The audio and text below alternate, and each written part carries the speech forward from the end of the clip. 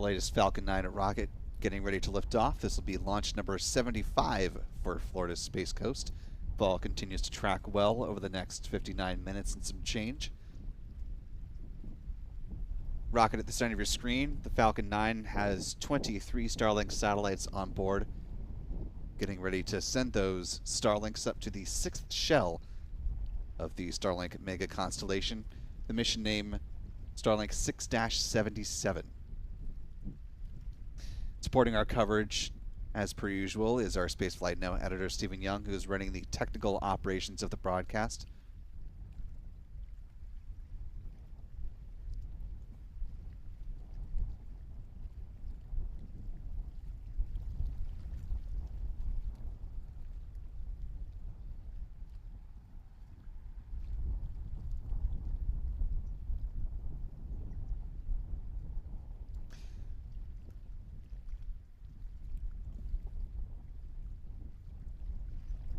We also have support this afternoon from our wonderful photographer, Adam Bernstein, who is out getting ready to track the rocket. Our friends Pete Carsons with Max Q Productions and Chuck and Jen Briggs with C&J Images are also standing by, getting ready to help track this Falcon 9 rocket.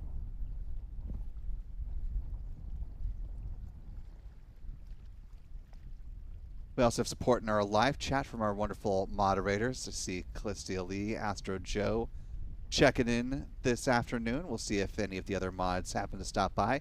If you do see them, be sure to give them a big old hello. We're also powered by a wonderful channel member community here on YouTube, so thanks to folks like Sulfur for Lunch, Rick Donner, Butterfly, Jeff Hansen, Well-Reasoned Superhawk, Patty Chichil, the Rocket Girl, and many others. Channel membership comes with a number of perks, including discounts at our online shop, that is shop.spacelightnow.com. Access to member-only videos here on YouTube, and of course the ability to watch all of our live launch liftoff moments here at the Cape in 4K.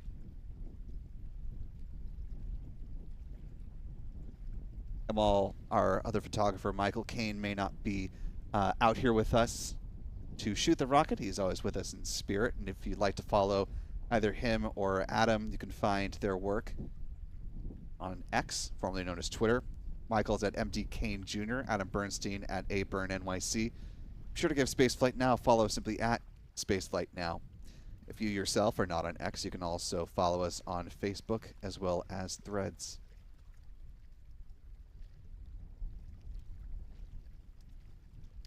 As we're getting things rolling here this Sunday afternoon, I want to thank Rick Donner, one of our channel members, for gifting 5 Spaceflight Now memberships, growing our community. Appreciate that, Rick. And to our newest channel members, welcome aboard. We're glad to have you with us. If you haven't already, be sure to thank Rick in the live chat. We hope you stick around with us with channel membership.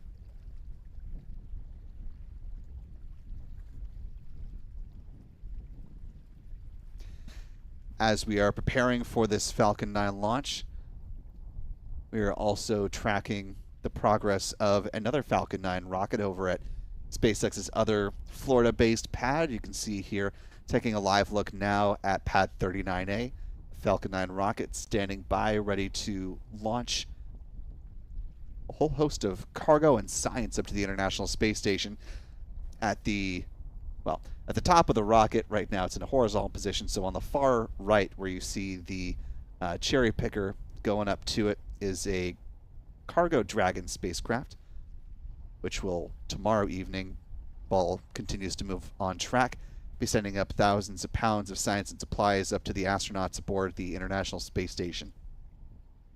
Lots on board to keep them busy with science experiments and technology demonstrations, and of course, fresh round of food and goodies never hurt, especially as we are just weeks away from the Thanksgiving holiday here in the United States. And I'm sure the folks on the USO side of the ISS are much appreciated, or very much appreciate, I should say, having a fresh batch of food roll on in when it comes holiday season time. We are expecting this Falcon 9 rocket to go upright over the course of the next, potentially the next hour or so, if not a little bit later. As we track movement of this Falcon vehicle, we'll be sure to keep you apprised of that, bringing those live pictures as they happen.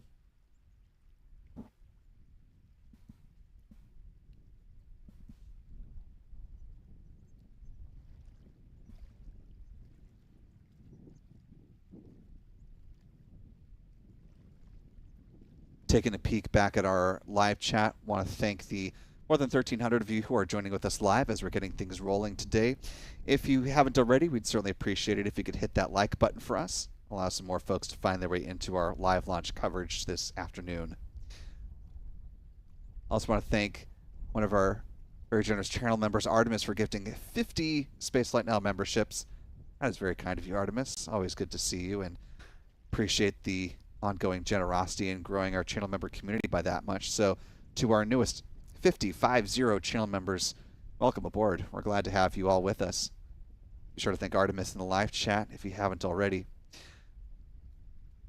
Just want to note Butterfly marking 10 months with us as a channel member at the pad leader level. This has another month of fun with Will and Space Cadets. It's always a fun time here at Spaceflight Now. Appreciate you, Butterfly, for sticking with us for the better part of a year. Also want to thank a few folks for using the Super Chat feature to offer some words of encouragement or just some support this afternoon. Thanks to Chuck Close, one of our channel members, for a $25 Super Chat. Really appreciate the support at that level, Chuck. Also want to thank my mother, Mary Robinson, joining us this afternoon from the Golden State, California. Saying hi, Florida. Love. California, Mom. Hey, Mom. I also want to welcome in and thank Wolverine Warlord, another one of our channel members, for a $5 Super Chat, who says, hello from Kennedy Space Center Atlantis North Viewing Lawn. First Falcon 9 launch live, visiting from Michigan. Woo! And welcome to you from Michigan. I have quite a bit of affinity for the state of Michigan. I did a reporting internship over in East Lansing, Michigan for Channel 6 News, WLNS. And one of my sisters went to the University of Michigan, so lots of Michigan love from our family. Bringing things back here to the mission at hand, we're currently T-minus 52 minutes, 3 seconds and counting to the planned liftoff of this Falcon 9 rocket. As the clock's still ticking, let's go ahead and talk about the countdown timeline, the milestones that we are anticipating as we continue to step through the count. Of course, all things start with the SpaceX launch director going ahead and giving the green light to begin fueling the Falcon 9 rocket. SpaceX does their poll electronically as opposed to running it through by a voice vote. So if they're feeling good, they can go ahead and take that poll a little bit early, but nominally it comes up at the T-minus 38-minute mark. About 3 minutes later, T-minus 35 minutes, is when propellant load itself begins. It starts with the two events you see there on your screen: loading of RP1, or rocket-grade kerosene, on board the first and second stages of the Falcon 9 rocket. At the same time, liquid oxygen begins flowing on board the Falcon 9's first stage. T-minus 30 minutes, they start loading cryogenic helium on board the Falcon 9's first stage on board the pressure vessels. Helium is important because it's used to pressurize the main propellant tanks during flight. Same happens on the second stage about 4 or so minutes later. And at T-minus 23 minutes, the loading of second stage kerosene concludes. T-minus 20 minutes and 50 seconds is when the strong back chill down process begins. That's when they're thermally conditioning the feed lines prior to second stage LOX load. Before that happens, though, we see that chill down process manifest itself visually as the so-called big vent at about T-minus 20 minutes and 20 seconds. All that leads up to the start of second stage LOX load, which begins about T-minus 16 minutes.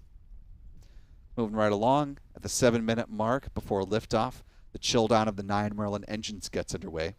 That process involves flowing a small amount of liquid oxygen through the plumbing and turbo pumps, and it helps protect the engines from the risk of thermal shock and damage during the startup sequence. About 6 minutes before liftoff, the first stage kerosene tank should be full. In T-minus 4.5 minutes, the strong back retract sequence begins.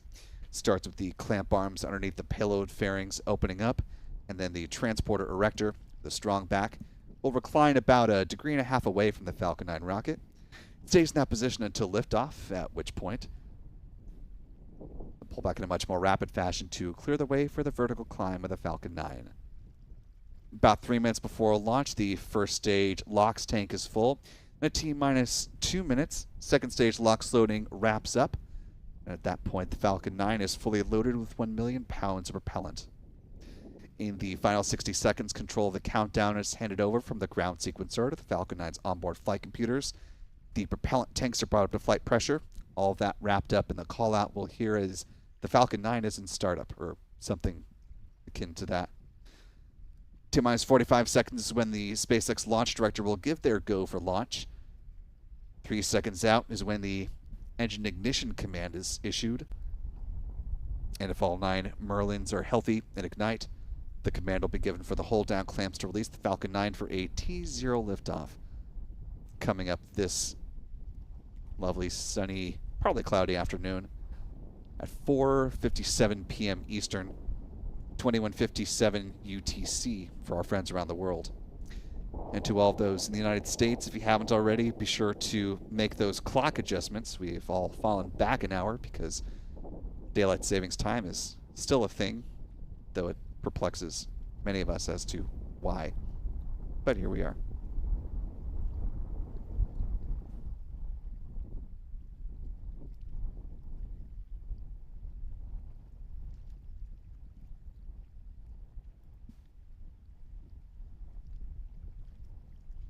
Popping back over to the live chat for a moment. Want to thank Patty Chichil for a very generous $20 super chat. Really appreciate that, Patty, who says, "Hey everyone, love the live chat, great people. Thumbs up to the mods, hearts to the commentary, thank you. And welcome to the new members. You're going to absolutely love 100, this channel, Spaceflight Now and the mods, and everyone. Thank you, Spaceflight Now." Well, that's a lot of very kind words, Patty. Really appreciate that.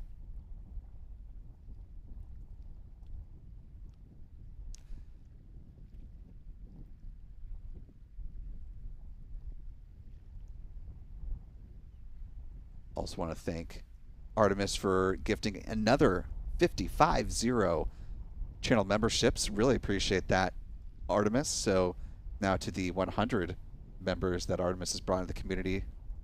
Big hello, welcome aboard. Glad to have you with us. Be sure to thank Artemis in the live chat if you haven't already, and we hope you decide to stick around with our channel member community. And to our channel members, don't forget we also have our Discord that's available to join right now. Good place for comments and commentary of your own about happenings in the realm of spaceflight, and perhaps some thoughts on what we do here at Spaceflight Now, ways we can improve, ways to better interact with all of y'all. So be sure to pop over to the Discord app on your phone or on whatever laptop or desktop you prefer to use. Would love to see you there. Now currently T-minus 46 minutes, 13 seconds and counting. Just about 8 minutes away from the point at which the, or about 6 minutes, excuse me, from what the point at which the SpaceX launch director will make the call on the start of prop load here. Also want to thank Rick Donner for gifting another 10 Spaceflight Now memberships. Really appreciate you, Rick. Top of the 5 from earlier. So big welcome to our now 10 newest channel members. We're glad to have you with us.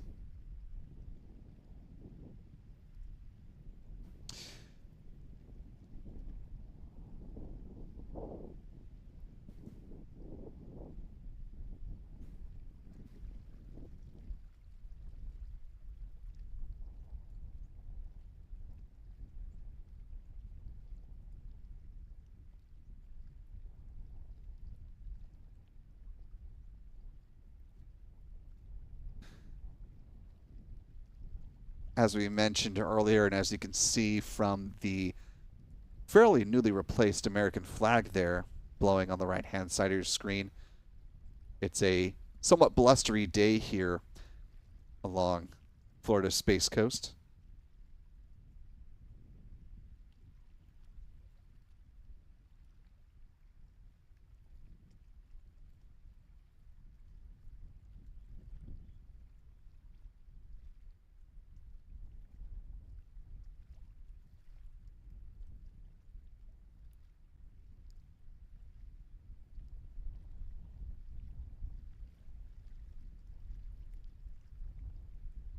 Coming into this launch opportunity today, the 45th Weather Squadron's launch weather officers forecast conditions to be pretty good at the launch pad itself. Just a 10% chance of violating weather constraints, or in other words, about 90% odds of favorable weather at liftoff. Tracking the liftoff winds and cumulus clouds as the main two watch items here.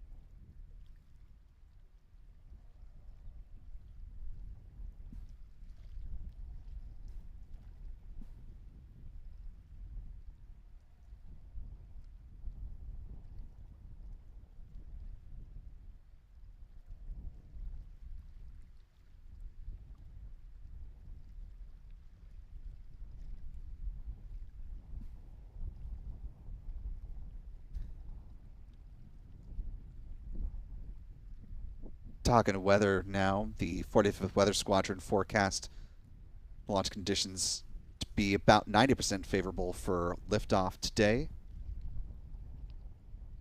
The winds clocking between 18 to 24 miles per hour. Booster recovery weather, however, charting in the moderate level on the scale of low to moderate to high.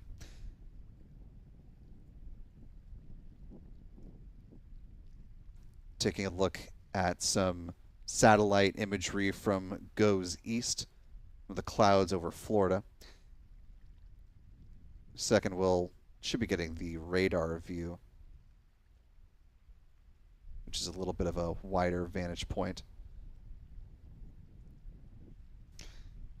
There's a map of the wind direction. The Falcon 9 is going to be flying, since it's going to the 6th shell, in a southeasterly trajectory, with the drone ship, just to read the instructions, stationed offshore from the Bahamas. You can see a little bit of weather starting to develop in the area. Fortunately, nothing of a threat of becoming a tropical cyclone in the next few days, at least in the area of the drone ship. So that's certainly good news. However, if for whatever reason SpaceX is unable to launch today, the conditions in the booster recovery zone go from their current status of moderate, and they deteriorate and become listed as high on the low to moderate to high risk level.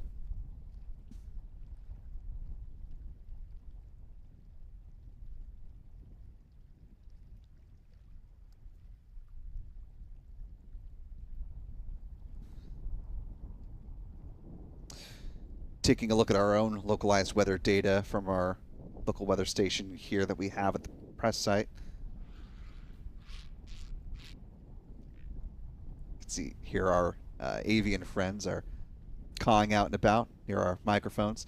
Anyway, the steady state winds we're tracking are about 10 miles per hour, with the most recent gust at about 15 miles per hour. So at this stage of the game, still relatively calm from a launch perspective. That is the reason why you see our cameras bouncing a bit, just because it is still a bit breezy. The bird that you see there at the bottom of your screen may have been the audio culprit we heard just a moment ago. Of course, all the pads here at Cape Canaveral Space Force Station and extending into the Kennedy Space Center, situated in and around the Merritt Island National Wildlife Refuge, and the wildlife portion of that certainly lives up to its name from time to time. If you ever take a bus tour out here, don't be surprised to see a lot of those. I believe those are sandhill cranes. Don't quote me on that. I am not a avian expert by any stretch of the imagination. But you may see some wild boars out here, certainly our share of crocodiles hanging out in the water in the creeks.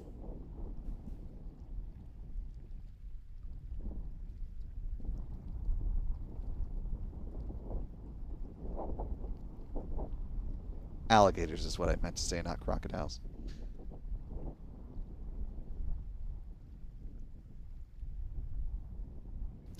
Now currently T-minus 39 minutes, 9 seconds and counting. Just about a minute away from the point at which the SpaceX launch director should make the call on the start of prop load today.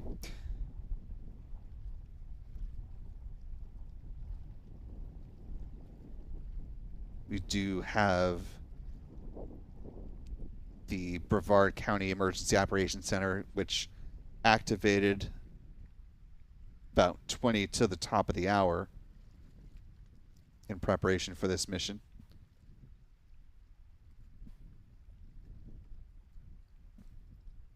Again, if SpaceX does give the nod to proceed, then fueling is set to begin now, a little less than 3.5 minutes.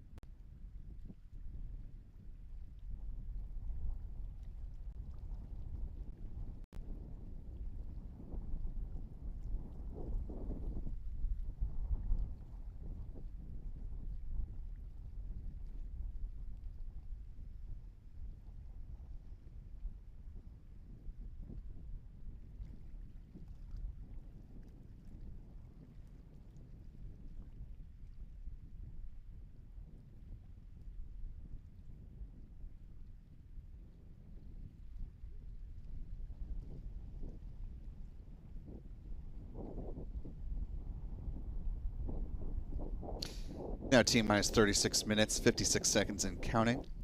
Do have word from SpaceX within the last 30 seconds, and I'll quote, Falcon 9 is ready, the weather's looking good, and propellant load is about to begin for today's launch of 23 Starlink satellites from Pad 40 in Florida.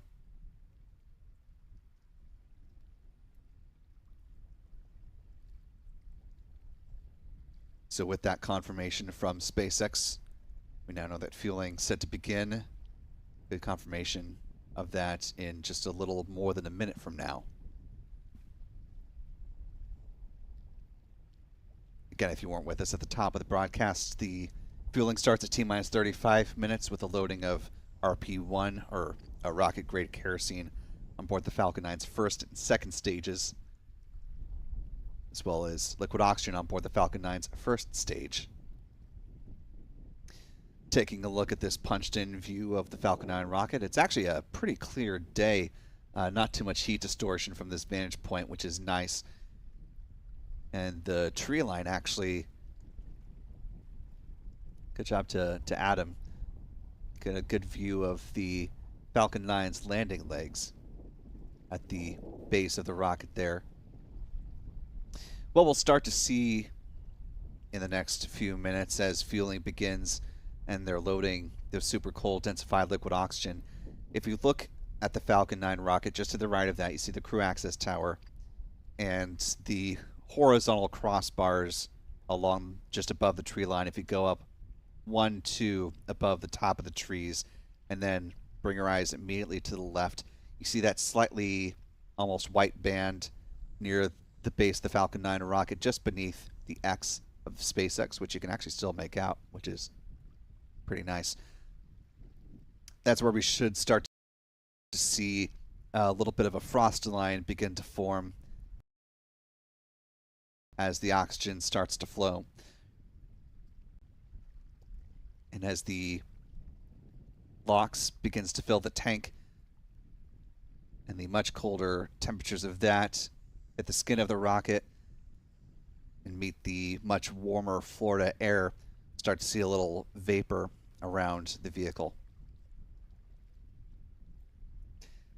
Now T-minus 34 minutes, 27 seconds and counting. We're about 30 seconds into fueling at this point. So we should start to see some evidence of that in the next couple of minutes here.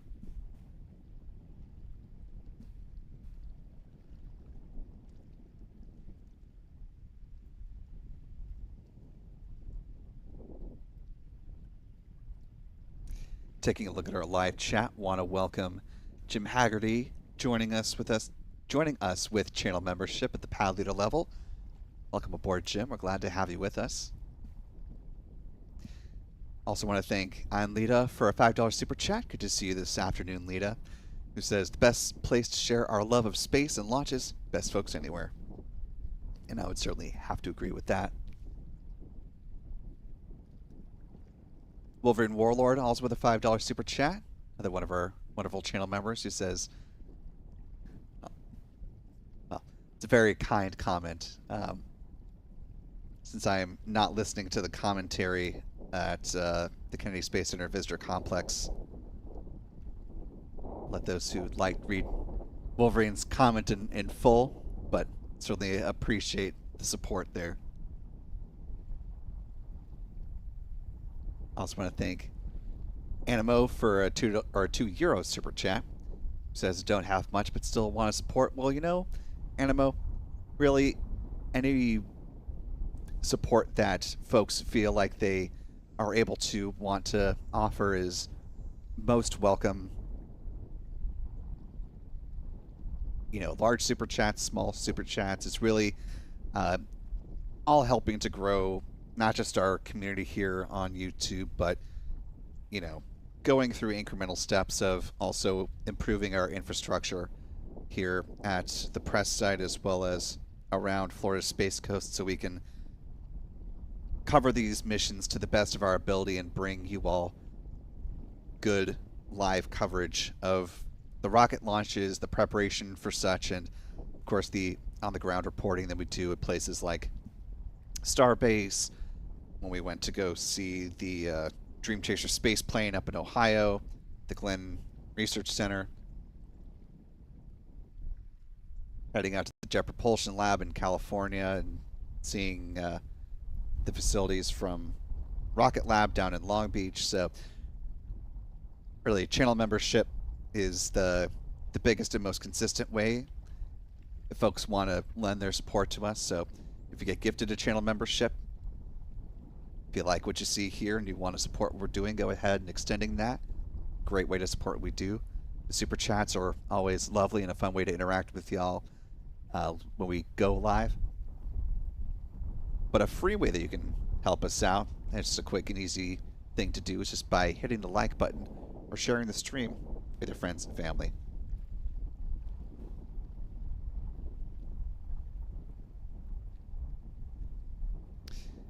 Now T-minus 31 minutes, 4 seconds and counting. You can start to see a little bit of that frost line that I was mentioning as the LOX is beginning to flow on board the Falcon 9's first stage. In about a minute or so, they'll also start loading cryogenic helium on board the first stage as well. Helium is used to pressurize the main propellant tanks during flight. Helium will start to be loaded on board the Falcon 9's second stage as well in about 4-ish minutes.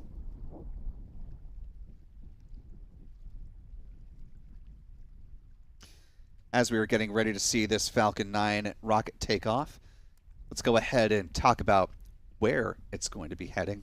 Let's talk a little trajectory, shall we? The wrong button there. Once the rocket leaves the pad at Space Launch Complex 40, it will fly in a southeasterly trajectory since this is a mission heading up to the 6th shell.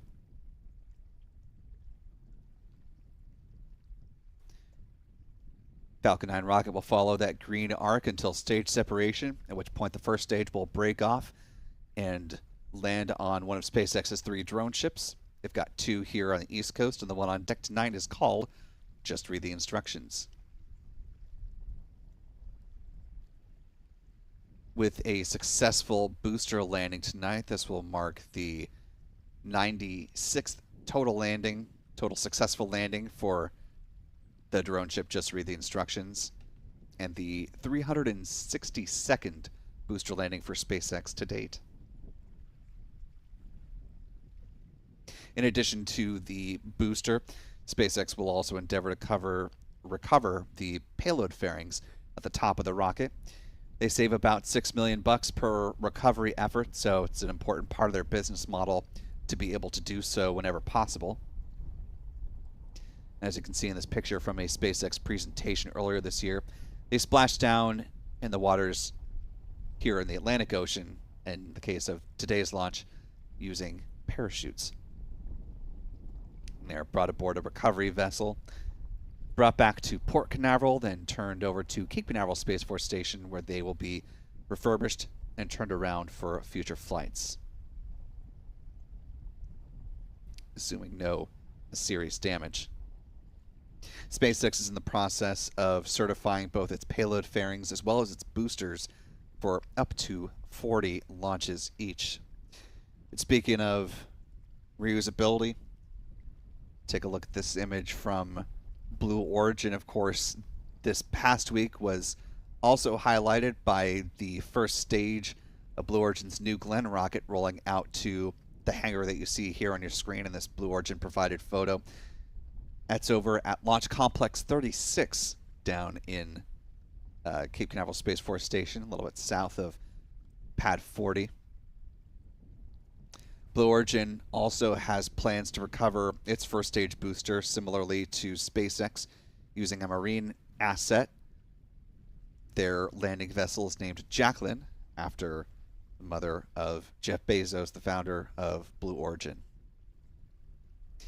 First launch of this rocket is expected to be somewhere in the November timeframe. If all continues to track well, Blue Origin announced that they will have an integrated hot fire test where we will see all 7 of those BE-4 engines ignite as part of the full New Glenn stack. That's the next big milestone coming up. No announced date of when that's expected to happen, but we're trying to keep our eyes on Launch Complex 36 as much as we are able to at this point in time. But there again is where you can come in and help with your support. We're working to enhance our 24/7 live capabilities and get some camera eyes on Pad 36. So like with Pads 39A and 39B, excuse me, we can bring you 24/7 live views from LC-36 as the New Glenn program begins to ramp up. We're now T-minus 26 minutes, 15 seconds and counting.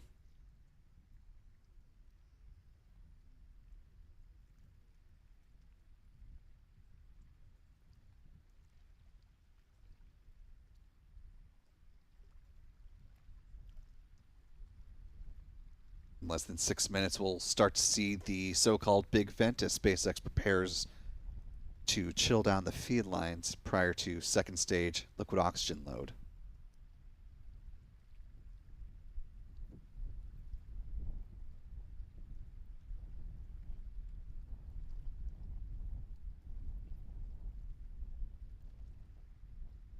Talking booster history for just a moment, as we're now T-minus 25 minutes, 29 seconds and counting. This particular booster that is supporting today's mission, tail number 1085 in the SpaceX fleet. You can see in our live pictures there on the right-hand side of your screen, not a lot of soot on this rocket. It's fairly young for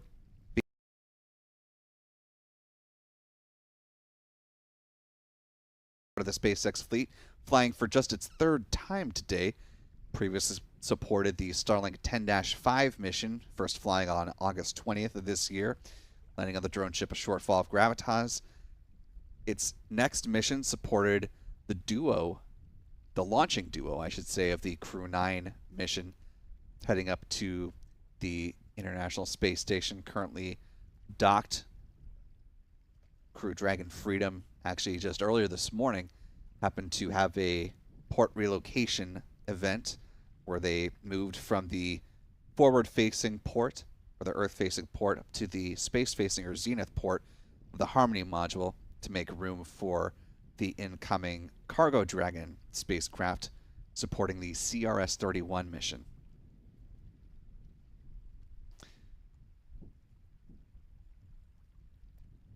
That little hop and a skip from one port to another also marked the first time, I believe, that NASA astronauts Butch and Sonny would have flown aboard a Dragon spacecraft, having flown up to the International Space Station on the Starliner spacecraft. They will be a part of the returning Crew 9 mission once Crew Dragon Freedom is ready to undock, come back to Earth in the February timeframe.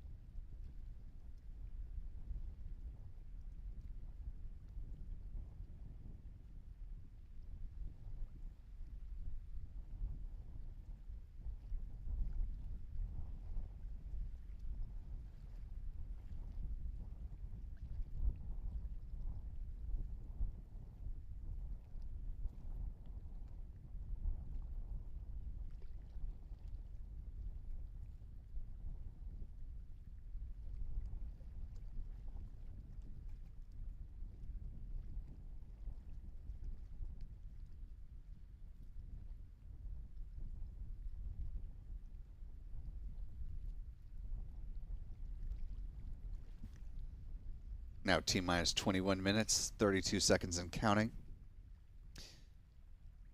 Just about a minute away from the start of the so-called big vent. Taking a look at our live chat here for just a moment. Want to thank Daniel H. for gifting a Spaceflight Now membership. Really appreciate that, Daniel. To our newest channel member, welcome aboard. Glad to have you with us. Be sure to thank Daniel in the live chat if you haven't already. I also want to thank Sulfur for Lunch for a 100 SEK super chat. Lots of hearts of support. Thank you, Sulfur.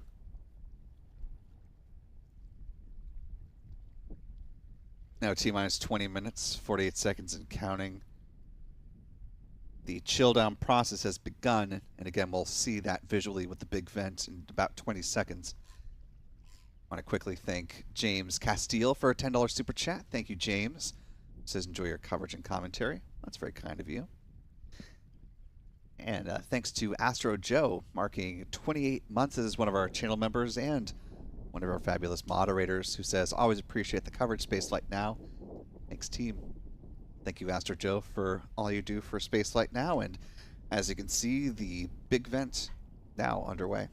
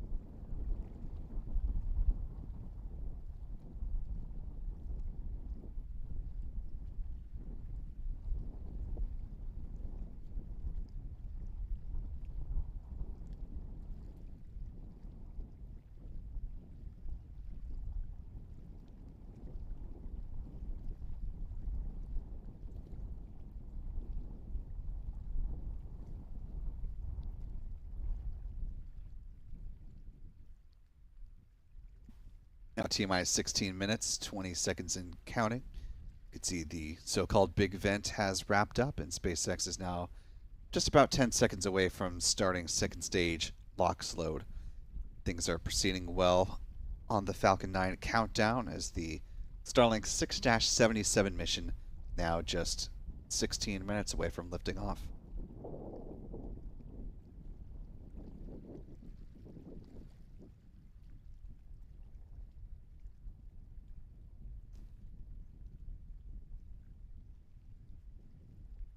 Talking about the payload on board today's Falcon flight, there are 23 Starlink satellites. This will mark the 72nd Starlink launch of 2024. For a little bit of comparison, SpaceX launched 63 Starlink missions in 2023. Each of these satellites clocks at about 1,760 pounds, or about 800 kilograms. With their solar panels unfurled, they have a wingspan of about 100 feet or 30 meters. They use argon Hall thrusters for in-orbit maneuvers, as opposed to the previously used Krypton Hall thrusters. They are built in Redmond, Washington, which is near Seattle, and they'll be deployed at about 180 miles, or about 291 kilometers altitude at a 43-degree inclination.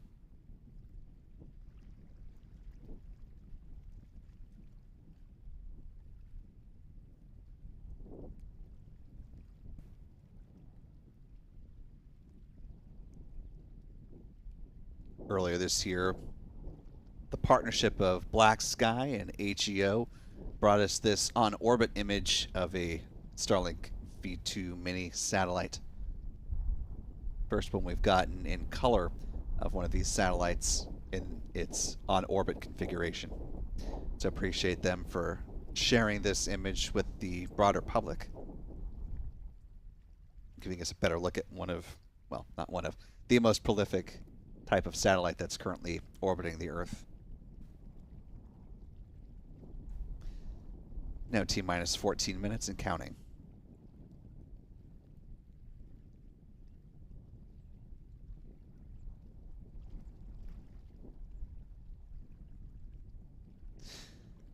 Taking a look at our live chat here. Want to thank the now more than 8,600 of you who are joining with us live today. If you haven't already, we'd certainly appreciate it if you could hit that like button for us while we're live. Allows more folks to join our live coverage currently in progress. Also want to thank a few folks for their support this afternoon. Thanks to Jim Haggerty, one of our channel members, joining us with a $5 super chat, who says, we're watching from the starboard side of the Celebrity Apex, one of the cruise ships that is just off the coast of Florida on our way to Fort Lauderdale. Well, since this Falcon 9 rocket is going to be basically heading not directly overhead, but pretty close to it, Jim, we'd love to see if you are able to get a photo or some video if you are, or broad ask for anybody who's watching, especially if you're in the Central to South Florida area or in the Caribbean. Be sure to tag us on X. We'd love to see what you're able to capture from this launch. Also want to thank Patty Chichil for gifting a Spaceflight Now membership. Really appreciate that, Patty. Another one of our wonderful channel members. And speaking of wonderful channel members, Tobe Wobe with a $20 super chat. Really appreciate that. Who says, let's go. Thanks for the coverage and commentary, Spaceflight Now. Well, you're very welcome, and thank you for supporting what we do here, especially at that level.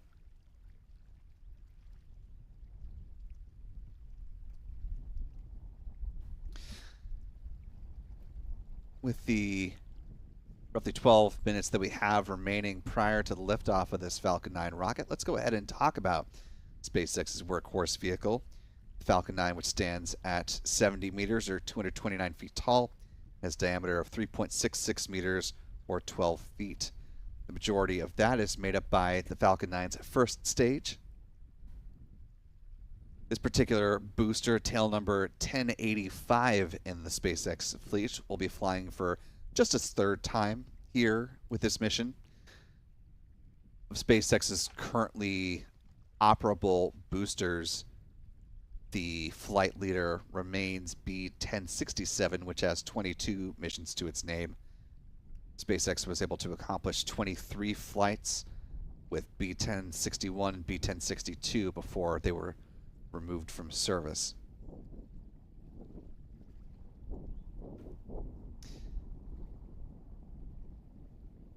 Giving it its namesake, the Falcon 9 rocket at the base of the vehicle has 9 Merlin 1D engines, which burn a combination of rocket-grade kerosene, or RP-1, and liquid oxygen, or LOX, which produce 1.7 million pounds of thrust.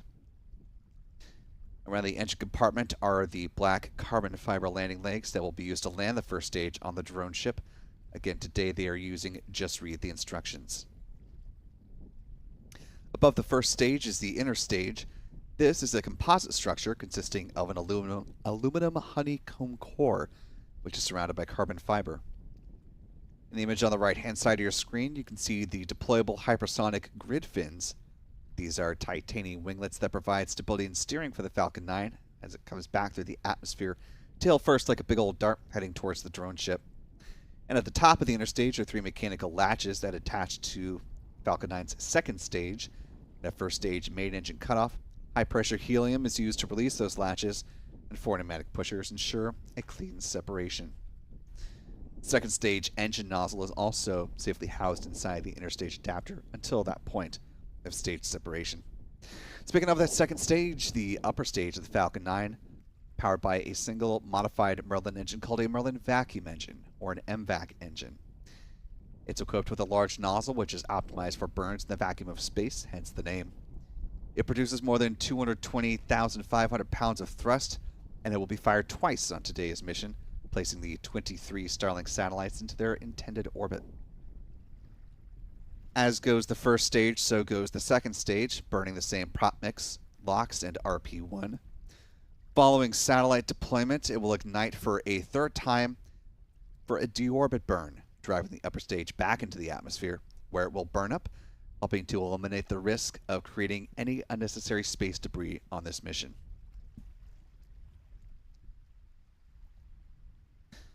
Finally, at the top of the rocket are the payload fairings.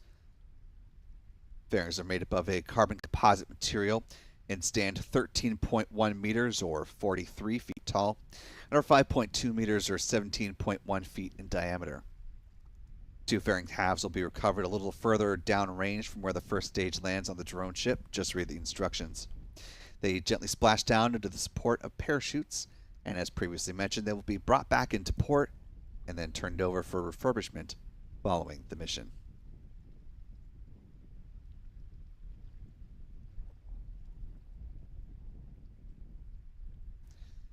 Now, T-minus 8 minutes, 12 seconds and counting. We're just about a minute away from the engine chill down sequence on this Falcon 9 rocket.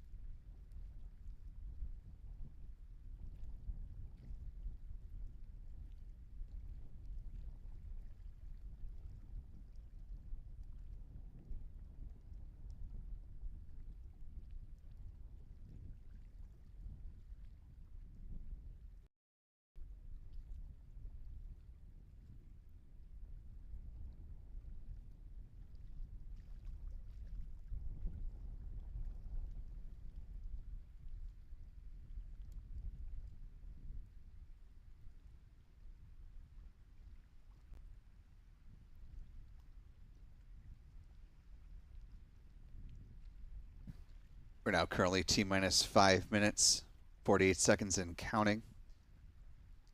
Just about a minute or so away from the point at which the strong back retract sequence will begin here. Appreciate the $5 super chat from A. Bonino,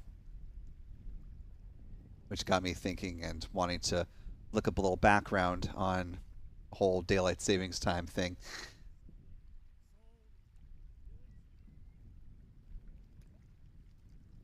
Abe says in his super chat that farmers appreciate daylight savings time, but we represent less than 2% of the population. For a quick history lesson courtesy of the U.S. Navy and their information center,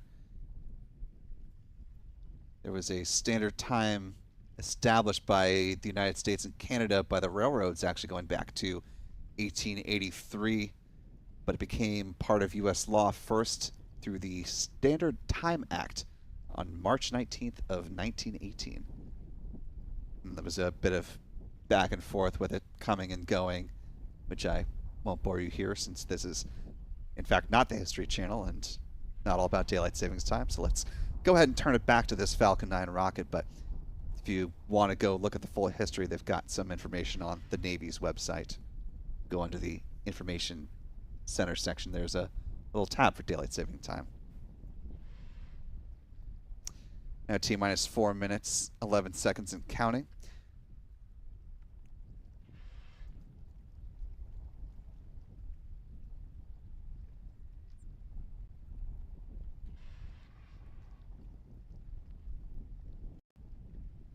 Nice view of the Falcon 9 rocket there. You see those payload bearings, and just underneath the clamp arms from the strong back of the transporter erector now opening up. That support system will recline away from the vehicle about 1.5 degrees away.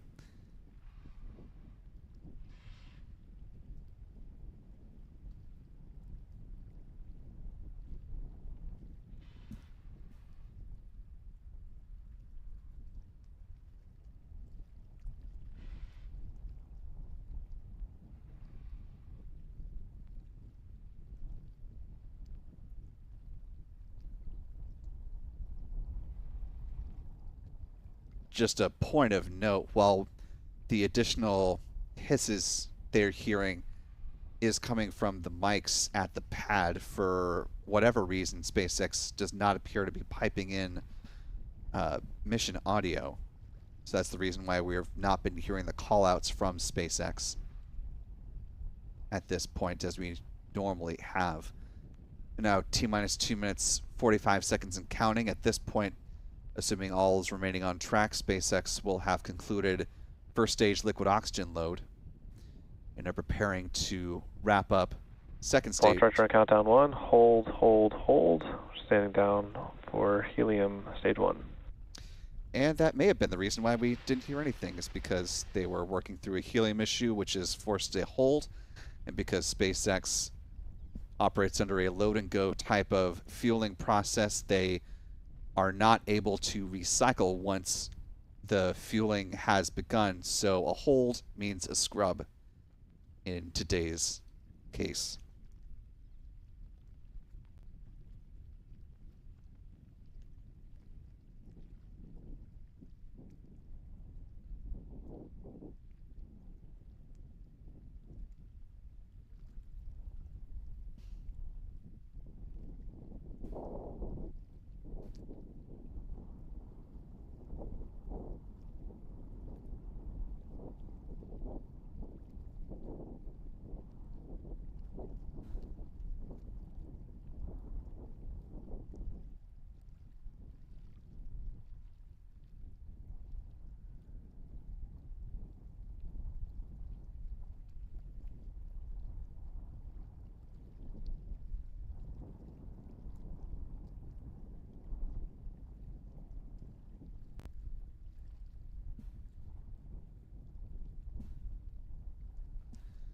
Again, if you're just joining us expecting to see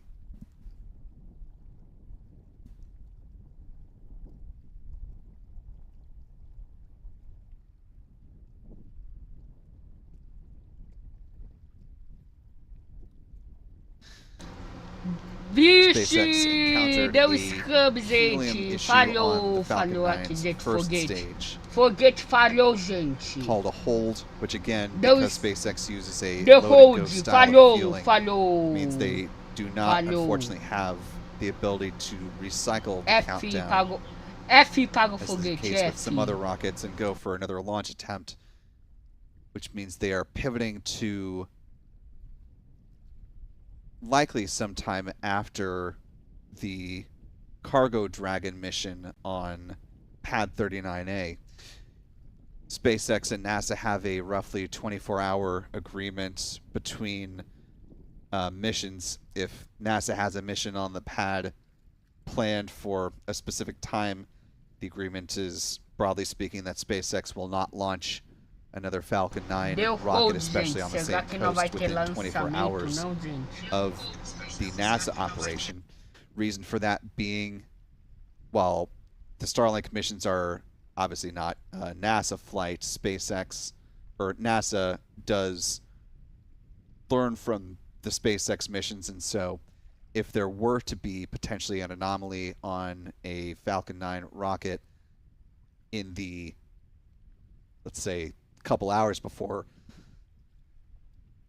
a NASA mission, NASA would want more than just a couple of hours to process the data and make sure that there would potentially be something similarly of note on their Falcon 9 rocket supporting the NASA mission.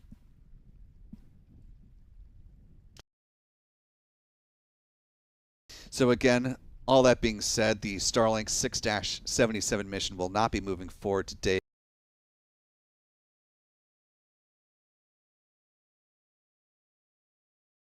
Unfortunately, we will of course be back with you for the next time that this mission is ready to go, but of course looking over at pad 39A, if we can go ahead and bring that shot up, Stephen. Thank you. We do have the Falcon 9 still horizontal there at LC-39A, getting ready to be brought upright in preparation for the planned launch of the CRS, or Commercial Resupply Services 31 mission.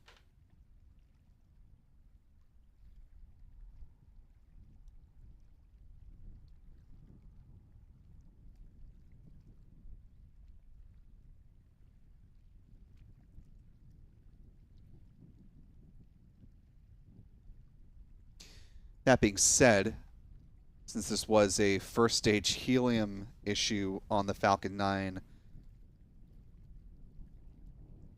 unfortunately we don't have a lot much more information beyond that.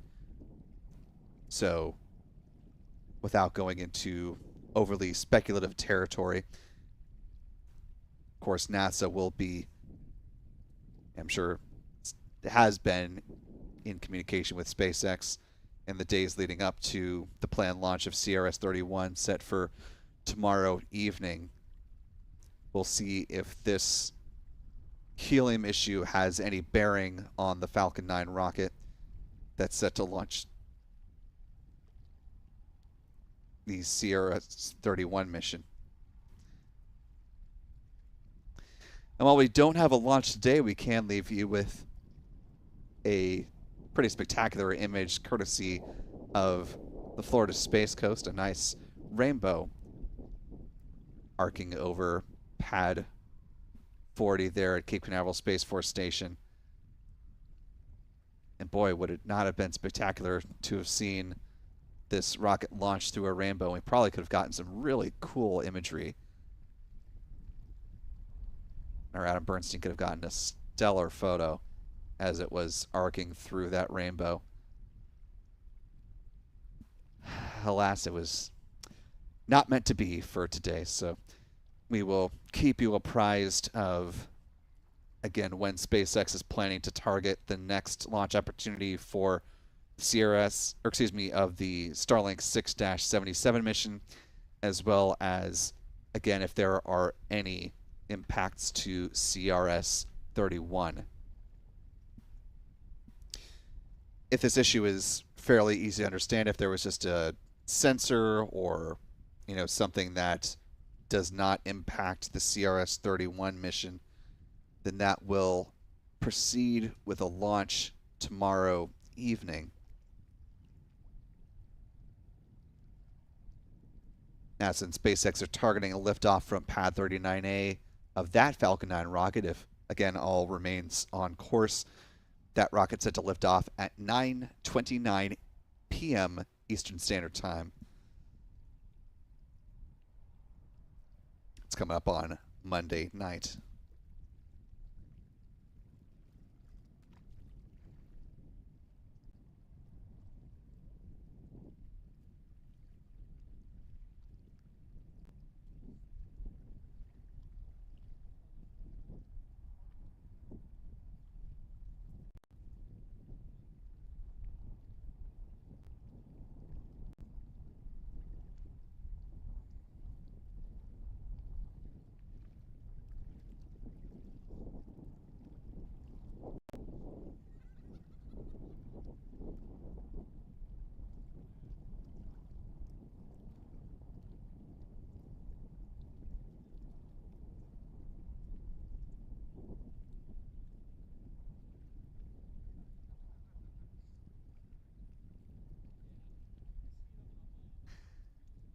One more point of note as far as the timing of all of this.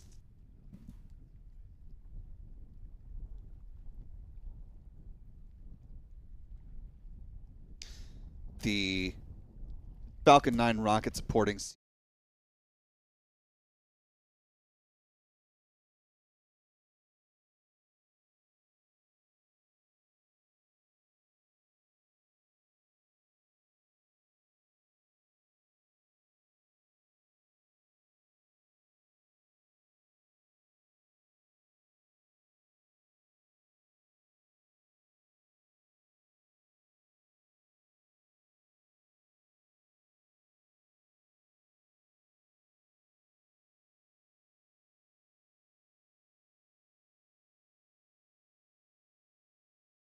to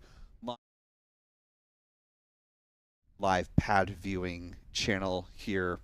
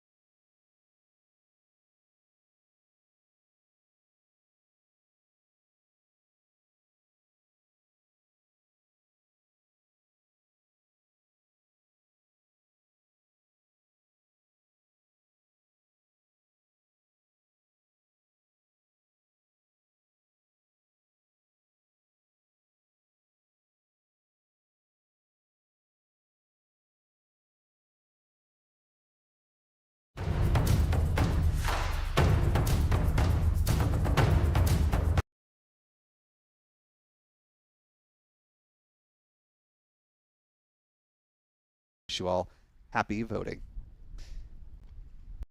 For the team here at Spaceflight Now, I'm Will Robinson Smith, and we will see you next time, folks. And until then, bye-bye.